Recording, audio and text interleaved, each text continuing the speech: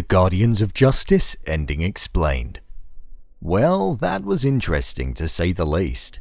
Visually, it had no bounds and it was a style that we've not really seen before. With the ending of the show finishing the way it did, I thought I'd explain it all. So, here is The Guardians of Justice Ending Explained. Just to let you know, this video will contain spoilers. With the entirety of the episode focusing on Nighthawk honing in on hunting down the true murderer of Marvelous Man, as the whole world was blaming each other for it and on the brink of nuclear war, one by one we saw Nighthawk interrogate each of the Guardians to get them on his side, find out if Marvelous Man did take his own life, and then frame Mindmaster as the one to blame. We see this happen successfully amongst most of them, although Speed doesn't want to agree with that as she believes that there is something a bit deeper going on. She believes that Nighthawk has larger plans, and isn't impressed with the direction that it's been going in.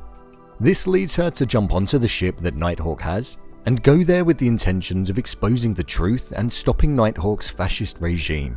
We got the reveal that Marvelous Man did in fact take his own self due to the fact that he was gay, and in the world that he lived in he couldn't be himself. It was an extremely powerful and strong topic, something that I didn't really expect from this show. Nighthawk knew this and pinned the blame on Mindmaster, altering video footage to make it look like he caught him admitting to the murder, as he would have put him under a spell, when in fact they were actually in a relationship and they loved each other deeply.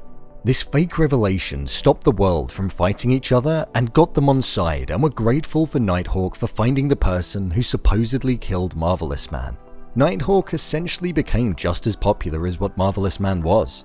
In the process, we saw Speed unfortunately get killed by her lover, who is secretly Nightwing, one of the most powerful heroes in the Guardians.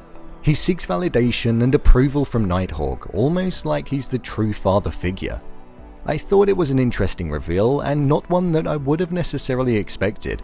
I don't feel it had the weight I think it necessarily thought it would get, especially when they were tying all of the old nuances and clues back to the hints, but I feel they were almost taking the mick out of the twist. It then closes with the narrator voicing over what could potentially happen next, and the reasoning behind why Nighthawk did all of this. We get introduced to a villain far greater and far superior than any of the Guardians. It's called Galakrond. Galakrond destroyed Marvelous Man's planet of Kalkron, and would one day come to devour Earth. It's aggressive and ruthless, and they appear to be totally invincible, which is emphasized a lot by Marvelous Man's father. Nighthawk knows the burden of killing Galakrond falls on his shoulders now that Marvelous Man is dead, and he knew that he couldn't face it alone. Especially while the world was in chaos. He knew that he wasn't good enough for the task. He needed the Guardians to be on his side, and with that, he needed to break them. And his lie helped that.